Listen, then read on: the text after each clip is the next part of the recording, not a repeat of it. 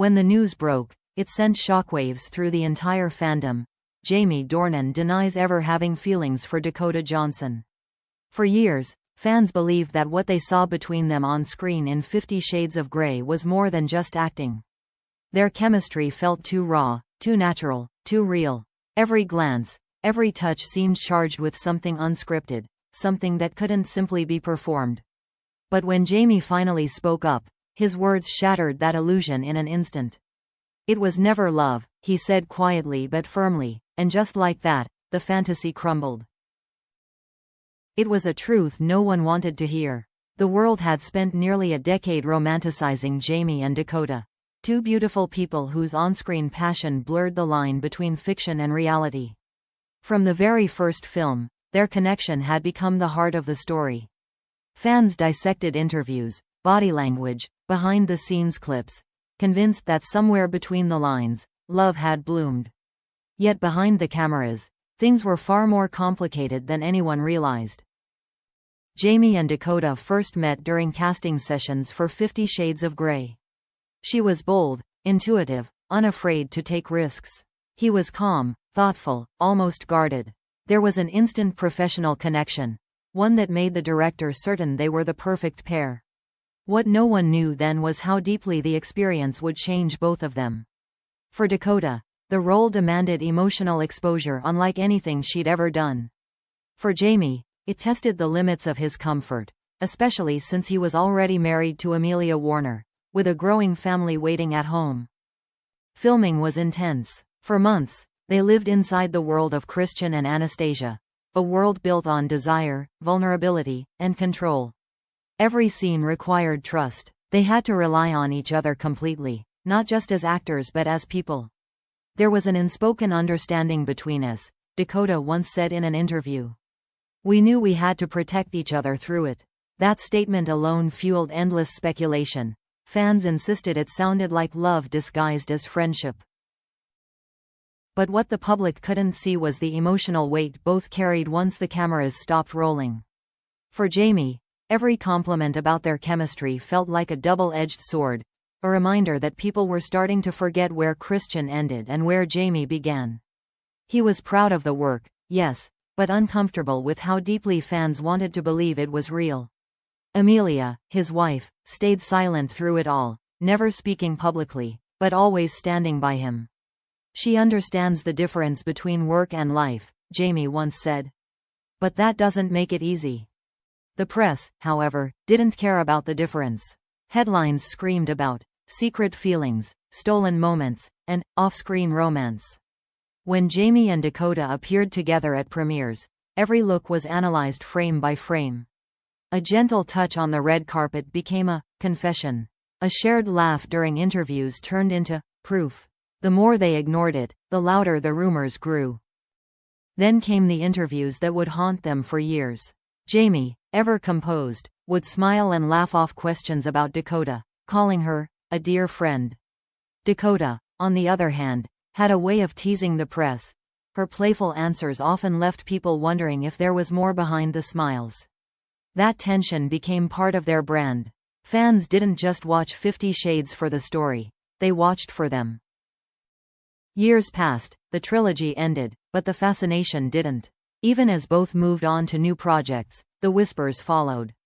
Until one afternoon, in a calm and reflective interview, Jamie finally decided to end the narrative once and for all. "People always wanted to make it into something it wasn't," he said. "Dakota and I shared something unique, yes, but it was professional, built on trust, not on romance. It was never love." His words were simple, but they carried the weight of years of speculation. Fans reacted instantly. Some defended him, others felt betrayed. Could two people share that kind of emotional intensity and not fall in love? Was he being honest, or protecting someone? For Jamie, the truth was both clearer and heavier than anyone could imagine. He had built a boundary years ago, not to hide feelings, but to survive the storm of fame and protect the one thing that mattered most, his real marriage. As the cameras stopped recording that day, Jamie sat back in his chair, his expression unreadable. Outside, the world debated his words, but inside, he felt a quiet relief. The silence that had followed him for years was finally broken, not with scandal, but with truth. Yet, for those who had once believed in the fairy tale, one question remained. If it was never love, then why did it always feel like it? The world didn't stop talking after Jamie Dornan's statement. If anything, it grew louder. Social media exploded with disbelief and heartbreak. How could he say it was never love? Fans asked. You can't fake chemistry like that. Every clip from 50 Shades resurfaced, every behind-the-scenes glance, every quiet laugh. To some, his denial felt like betrayal.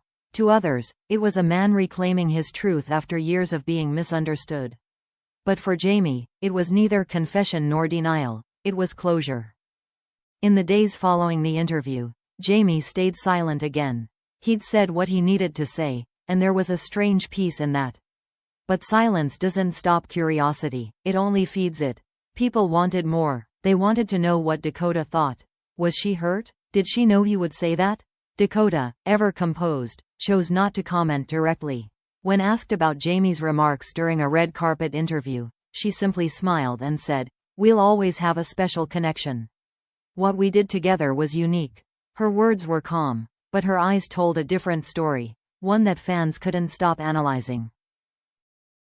Behind closed doors, Jamie reflected on everything that had led to this moment. He thought about the years of speculation, the interviews, the moments where fiction had blurred into people's fantasies. It wasn't about lying, he said later in a quieter conversation. It was about protecting the truth from being twisted.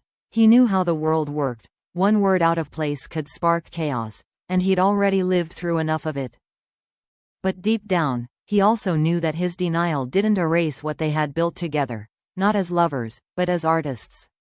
The connection between him and Dakota had been real in its own way.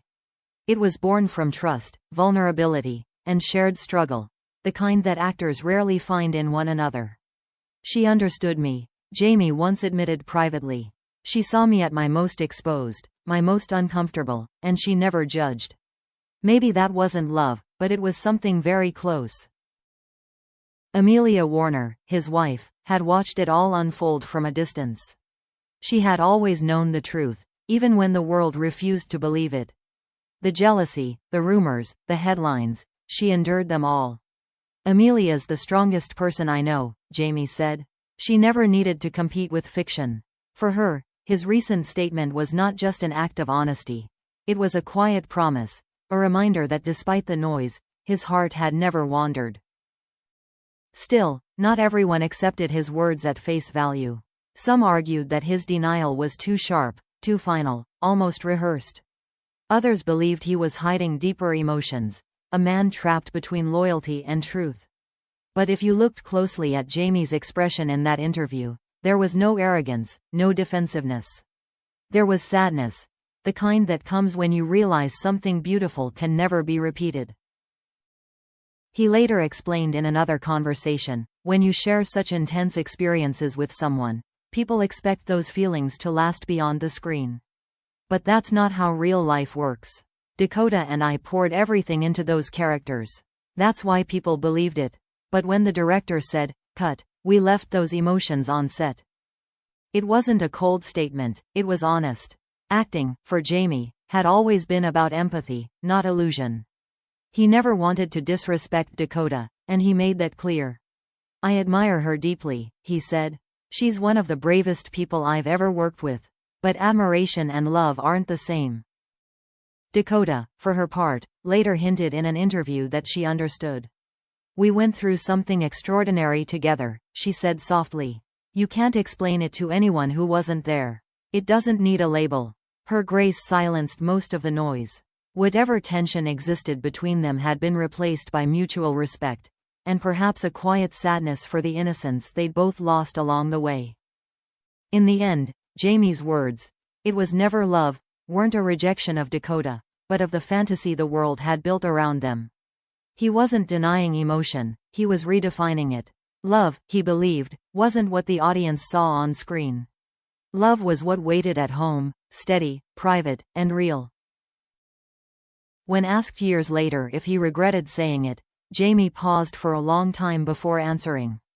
"No," he said softly. Because if it really had been love, I wouldn't have needed to deny it. The interviewer didn't press further, and neither did the world. For the first time in years, the story of Jamie Dornan and Dakota Johnson had no more room for speculation, only silence, the kind that finally brings peace. And somewhere in that silence, both of them could breathe again, knowing that not all beautiful connections are meant to become love stories. Some are just meant to be remembered.